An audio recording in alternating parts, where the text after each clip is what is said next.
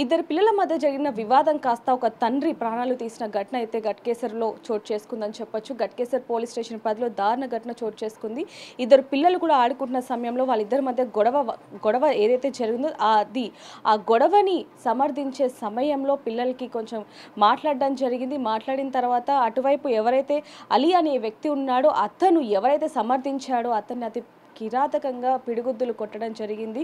కొన్ని నిమిషాల్లోనే అతనికి ఛాతీలో నొప్పి వస్తుందంటూ కూడా భార్యకి చెప్పడం జరిగింది. దగ్గరలో ఉన్న హాస్పిటల్కి తరలించే లోపే అతను మార్గ మధ్యంలోనే మరణించాడు. అసలు ఏం జరిగింది ఏంటనే విషయాలు కూడా తన భార్య ఇప్పుడు మనతో ఉంది. తన భార్యతో ఒకసారి మాట్లాడి తెలుసుకుందాం. అమ్మ నమస్తే, మీ భర్త పేరేంటమ్మా? సయ్యద్ అమీర్. అసలు ఏం జరిగిందమ్మా? పిల్లలు వేరే పిల్లలు ఆడుకుంటుర్రు. వేరే పిల్లలు ఆడుకుంటుంటే అది కొట్టుకుర్రంట. కొట్టుకుంటే ఎందుకు కొట్టినవురా అని చెప్పి వాళ్ళు చెప్తే వాళ్ళ డాడీకి పోయి పిలుచుకొచ్చి కిరాతకంగా కొట్టిండు, గుద్దిండు. ఈడ నా కొట్టిన దగ్గరనే కొట్టి గట్కేసర్ గవర్నమెంట్ హాస్పిటల్ లోపే చనిపోయిండు. అంటే అమ్మ, చిన్నపిల్లలు కొట్టుకుంటూ ఉంటారు, వాళ్ళకి కొంచెం మంచి చెడు చెప్తూ ఉంటాం, అంతవరకు సరే. అంటే మీ పిల్లాడు వాళ్ళ పిల్లాడు కాదు, వేరే పిల్లలు నా పిల్లలు కాదు, వేరే పిల్లలు. వాళ్ళ పిల్లలు ఏమన్నా ఉన్నారా దాంట్లో? వాళ్ళ పిల్లలు వేరే వాళ్ళ పిల్లలు ఆ పిల్లలు కొట్టుకుంటుంటే మా ఆయన దగ్గరకు వచ్చిరంట. ఇద్దరు పిల్లలు వచ్చి ఇట్లా కొడుతుండగానే ఆ పిల్ల ఎందుకు కొడుతున్నావు అని చెప్పేసరికి వాళ్ళ డాడీకి పిలుచుకొచ్చిండు ఇంటికి పోయి. అంటే ఇదంతా కూడా ఎప్పుడు జరిగిందమ్మా? నిన్న 2 గంటలకి. అసలు ఏం జరిగిందంటే మీ ఆయన తింటున్న సమయంలో అతను వెంటనే ఇంట్లోకి వచ్చాడు. అసలు ఏం జరిగింది అప్పుడంతా? అప్పుడు నేనున్నా. ఏం జరిగిందమ్మా? అసలు అన్నం తింటుండగా బయటికి వచ్చి పిలిచి ఒకటే కొట్టిండు. మరి పోలీస్ కంప్లైంట్ ఇచ్చే ప్రయత్నం చేయలేదా? పోలీస్ కంప్లైంట్ ఇస్తే ఏం న్యాయం జరగలేదు మాకు. పోలీస్ కంప్లైంట్ తోని అంటే ఇంతకు ముందు ఎప్పుడైనా హార్ట్ అటాక్ రావటం ఇలాంటివి ఏమైనా జరిగింది? ఏం లేదు, చాలా ఆరోగ్యంగా ఉన్నాడు. ఆ కొట్టంగానే చనిపోయిండు. కొట్టితే చనిపోయిండు అని మాకు తెలియదు అమ్మా. నాకు ఇద్దరు, ఒక పాప ఒక బాబు. ఎప్పుడు జరిగిందమ్మా? నిన్న 2 గంటలకి. 12 సంవత్సరాలు అవుతుంది పెళ్ళై. 12 సంవత్సరాలు అవుతుంది పెళ్ళై కూడా. అంటే ఇదంతా కూడా జరుగుతున్న క్రమంలో చుట్టుపక్కల వాళ్ళు ఎవరైనా వచ్చి ఆపడం కానీ లేకపోతే అదంతా కూడా ఏమన్నా? ఎవరు ఆపలేదు. అందరు చూస్తూ నిలబడ్డారు ఈ గల్లీలో మొత్తం. ఎవరు ఆపలేదు. ఒక ఇద్దరు, మా చిన్నత్త మా తోటి కోడలు ఇద్దరు వచ్చి ఇచ్చిపెట్టి ఇడిపించిర్రు. ధర్నా కూడా చేయడం జరిగింది. పోలీసులు ఏం చెప్తున్నారమ్మా? ఇప్పుడు మీ హస్బెండ్ అంటే ఛాతీలో నొప్పి వస్తుంది అనగానే వెంటనే హాస్పిటల్కి తరలించారు. వాళ్ళు నిందితులు వెళ్ళి మరీ లొంగిపోవడం జరిగింది. పోలీసులు ఏం చేయలేదు మాకు. మేము రోడ్డు మీద పోయి ర్యాలీ చేస్తుంటే మమ్మల్ని నెట్టేసిర్రు, తాళ్ళతోని కొట్టిర్రు మమ్మల్ని. సో చూడొచ్చు, ఆ భార్య అసలు ఏం మాట్లాడలేని పరిస్థితిలో ఉందని చెప్పొచ్చు. ఏదైనప్పటికీ ఒక్కసారిగా విషాదం చోటు చేసుకుంది. అంటే ఇక్కడ వీళ్ళ కుటుంబ సభ్యుల పిల్లలు కాదు, అటువైపు వాళ్ళ కుటుంబ సభ్యుల పిల్లలు కూడా కాదు, ఎవరో చిన్నపిల్లలు కొట్టుకుంటూ ఉన్నారు. అంటే కొంచెం వాళ్ళిద్దరి మధ్య వివాదం చోటు చేసుకుంది. వాళ్ళు వచ్చి వీళ్ళకి చెప్పటంతో ఈ విధంగా జరిగింది. కానీ వాళ్ళ ఇంట్లో పిల్లలు కానీ వీళ్ళింట్లో పిల్లలు కానీ ఎటువంటి వివాదం లేదు అంటూ కూడా తన భార్య చెప్తున్న పరిస్థితి కనిపిస్తుంది. ఇప్పుడు మనతో పాటు మృతురాలు తల్లి మనతో ఉన్నారు. ఒక్కసారి వారితో కూడా మాట్లాడదాం. అమ్మ నమస్తే. ఎంతమంది అమ్మ పిల్లలు మీకు? 3 కొడుకులు. ఈ అమీర్ ఎన్నో వ్యక్తి?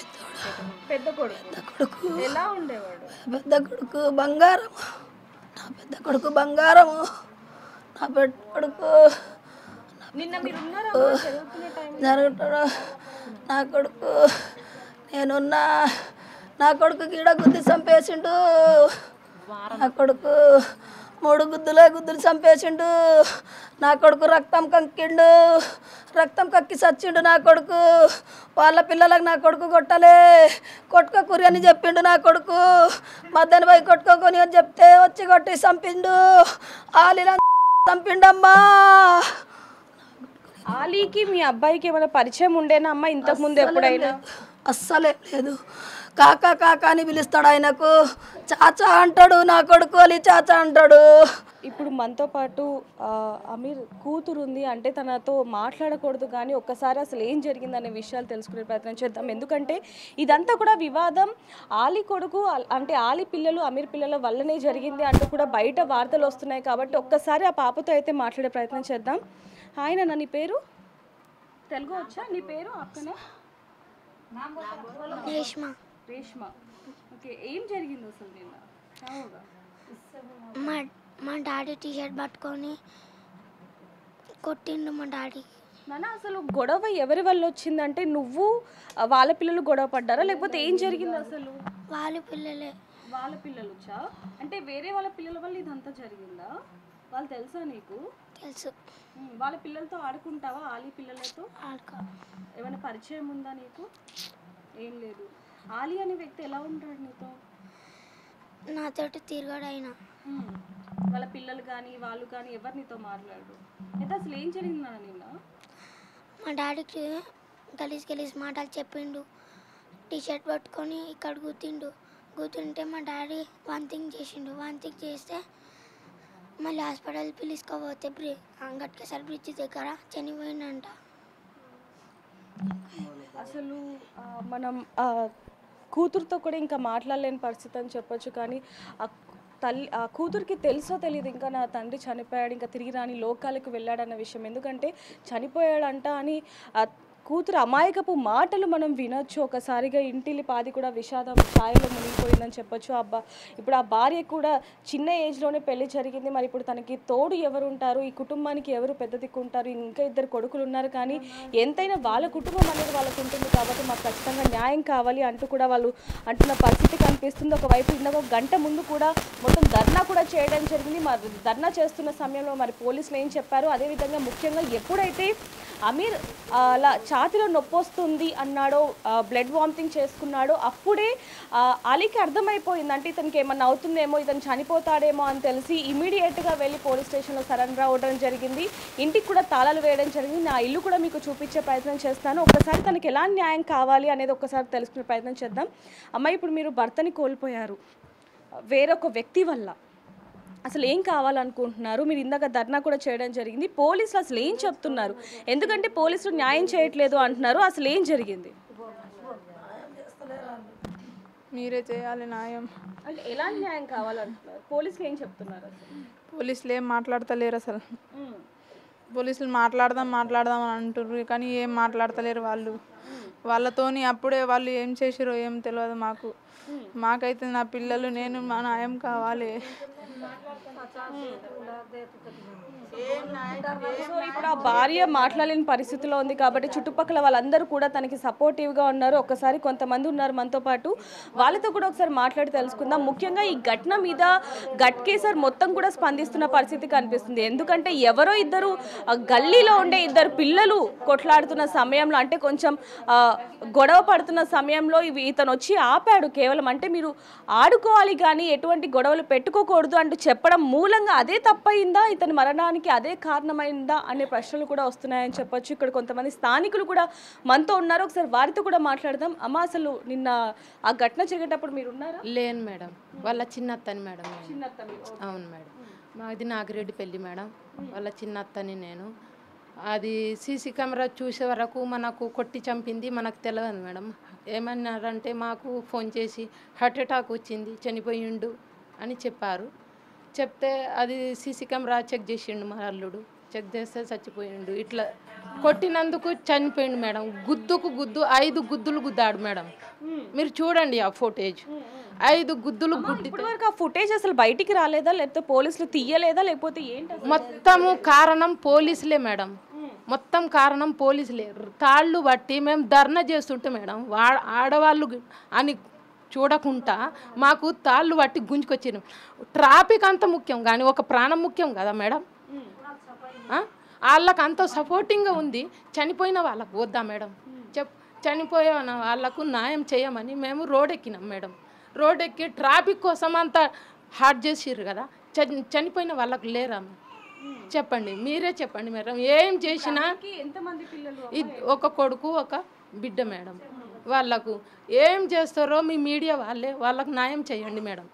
ఏం చేసినా మీకు ఎట్లా న్యాయం అనిపిస్తే అట్లా చెయ్యండి. ఇప్పుడు అలీ అలాగే వాళ్ళ కుటుంబం మొత్తం కూడా పోలీస్ స్టేషన్లో సరెండర్ అవ్వడం జరిగింది. వాళ్ళు తప్పు ఒప్పుకోవడం జరిగింది. మరి ఇంకా ఎలాంటి న్యాయం కావాలంటారు?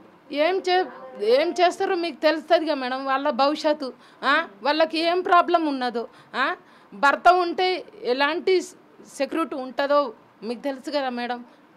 వాళ్ళకు ఫ్యూచర్ అనేది అంటే అమ్మ ఇప్పుడు ఆర్థికంగా ఏమైనా సహాయం చేయమంటున్నారా వాళ్ళని, లేకపోతే ఏంటి వాళ్ళకి శిక్ష పడాలి అనుకుంటున్నారా, ఏం కావాలి? శిక్ష పడాలి, ఆర్థికంగా సాయం గిట్లా కావాలి మేడం. ఫస్ట్ శిక్ష పడాలి, తర్వాత ఆర్థిక సాయం చేయండి. ఏం చేస్తారో మీరే చేయండి మేడం. పోలీస్ వాళ్ళం అయితే వాళ్ళకు జేబు నిండింది మేడం. వాళ్ళకు ఆడవాళ్ళని గిట్లా చూస్తలేరు. తాడు పట్టి ఒక పశువులకు ఎట్లా గుంజుకొస్తారో అట్లా గుంజుకొచ్చిర్రు మేడం. మనకు 2-3 గాయాలు గిట్లా అయినాయి. భార్యకి కనీసం చనిపోయిన భార్యకి అని చూడకుండా చెయ్యి పట్టి గుంజుకొచ్చిర్రు మేడం పోలీస్ వాళ్ళు. ఏం న్యాయం చేస్తారో మీ మీడియా వాళ్ళు చేయండి మేడం. అంతే, నేను చెప్పింది అంతే మేడం. సో ఇక్కడ కుటుంబ సభ్యులు, స్థానికులు అనేక మంది దీని మీద స్పందిస్తున్న పరిస్థితి మనకు కనిపిస్తుందని చెప్పొచ్చు. చాలా మంది ఇప్పుడు మనతో పాటు ఉన్నారు, వారితో కూడా మాట్లాడదాం. అమ్మ, నిన్న మీరు ఉన్నారా? మేడం, ఎప్పుడు తెలిసింది మీకు? మా అల్లుడు మేడం, సొంతం కూతురు. ఇప్పుడు మీ కూతురికి అన్యాయం జరిగింది. అన్యాయం జరిగింది, న్యాయం చేయట్లేదు. న్యాయానికి సపోర్ట్ చేయట్లేదు పోలీసు వాళ్ళు. అన్యాయానికి సపోర్ట్ ఇస్తారు మేడం, అన్యాయానికి సపోర్ట్ ఇస్తారు. మాకు ఏది కావాలన్నా నా పిల్లకు, నా చిన్న పిల్లలకు న్యాయం చేయండి మేడం. మీరే న్యాయం చేయండి, ఏదైనా మీరే న్యాయం చేయండి. ఛాతీలో నొప్పి లేచింది, హాస్పిటల్ తీసుకెళ్తున్న మమ్మీ అని చెప్పింది. అంత మళ్ళీ 5 నిమిషాలలో లోపే చనిపోయిన మమ్మీ అని ఫోన్ చేసింది. నేను వచ్చేసిన మేడం. వచ్చిన తర్వాత ఆ వీడియో చూసిన తర్వాత అప్పుడు తెలిసింది మేడం, ఇక్కడ గుద్ది చంపిండని. 5 సార్లు గుద్దిండు మేడం, ఇక్కడ ఛాతీలకు. మాకు న్యాయం కావాలి మేడం. న్యాయం కావాలనుకుంటున్నారమ్మా? ఆయనకు శిక్ష పడాలి, మా పాపకు న్యాయం సెక్యూరిటీ కావాలి. సో చూడొచ్చు, వీళ్ళందరూ కూడా చెప్తున్నది ఒకటే అని చెప్పొచ్చు, శిక్ష పడాలి. అలాగే అతని నుంచి, అంటే మాకు పిల్లలు ఉన్నారు కాబట్టి ఆర్థికంగా ఎంతో కొంత సాయం కావాలి అంటూ కూడా భార్య రోధిస్తున్న పరిస్థితి మనం చూస్తున్నాం. అదేవిధంగా చుట్టుపక్కల వాళ్ళు, స్థానికులు, వాళ్ళ బంధువులందరూ కూడా ఏ విధంగా రోధిస్తున్నారు అనేది కూడా మనం చూస్తున్న పరిస్థితి కనిపిస్తుందని చెప్పొచ్చు. ఎందుకంటే పోలీసులు సైతం మాకు అన్యాయం చేస్తున్నారు, న్యాయం చేయట్లేదు అంటూ కూడా భార్య వాపోతున్న పరిస్థితి కనిపిస్తుంది. చుట్టుపక్కల వాళ్ళు, బంధువులందరూ కూడా అదే విధంగా చెప్తున్న పరిస్థితి కనిపిస్తుందని చెప్పొచ్చు. మేము రోడ్డు మీద ధర్నా చేస్తున్నాము, మాకు న్యాయం కావాలి. ఎందుకంటే అభం శుభం తెలియని నా భర్త చనిపోయాడు, ఏదో గొడవలకి వెళ్ళో లేకపోతే ఇంకేదో చేసో నా భర్తని చనిపోలేదు. వచ్చి ఒక చిన్న పిల్లలు ఆడుతున్న సమయంలో వాళ్ళిద్దరి మధ్య జరిగిన వివాదం కాస్త జరగద్దు, అలా ఉండొద్దు అన్నందుకు ఇంట్లో తింటున్న వ్యక్తిని కాలర్ పట్టుకొని మరి బయటికి లాక్కొచ్చి పిడిగుద్దులు ఛాతి మీద అదే పనిగా కొట్టడంతో వెంటనే ఛాతిలో నొప్పి వచ్చింది, రక్తం కక్కుకున్నాడు. వెంటనే మేము హాస్పిటల్కి తీసుకెళ్లే దారిలోనే అతను మరణించాడు. ఇదంతా తెలిసిన ఆలీ మాత్రం వెంటనే తన కుటుంబ సభ్యులతో సహా వెళ్ళి పోలీస్ స్టేషన్లో ఉన్నాడు. ఇది ఎంతవరకు సమన్యాయం అంటూ కూడా కుటుంబ సభ్యులు వాపోతున్న పరిస్థితి కనిపిస్తుంది. కార్యక్రమాలు కూడా మొదలవుతున్నాయని చెప్పొచ్చు. బయట కూడా మనకు అన్ని విజువల్స్లో మనం చూస్తూ ఉన్నాం. దీనికి సంబంధించి మాత్రం మాకు ఖచ్చితంగా న్యాయం కావాలి అంటూ కూడా కుటుంబ సభ్యులు, అలాగే ఇక్కడున్న స్థానికులందరూ కూడా వాపోతున్న పరిస్థితి కనిపిస్తుందని చెప్పొచ్చు. మరి వీళ్ళు చెప్తున్నది మాత్రం ఒకటే, ఎలాగైనా సరే మాకు న్యాయం జరగాలి, అతని కఠినంగా శిక్షించాలి, అంతకంటే ముందు మా పిల్లలకి ఆర్థికంగా ఎంతో కొంత సహాయం చేయాలి అంటూ కూడా ఈ కుటుంబ సభ్యులు వాపోతున్న పరిస్థితి కనిపిస్తుంది. మరి దీనికి సంబంధించి పోలీసులు ఏ విధంగా వాళ్ళని యాక్షన్ తీసుకుంటారు అనే విషయాలు కూడా తెలియాల్సి ఉందని చెప్పొచ్చు. మరిన్ని వార్తల కోసం చూస్తున్నానండి బిగ్ టీవీ.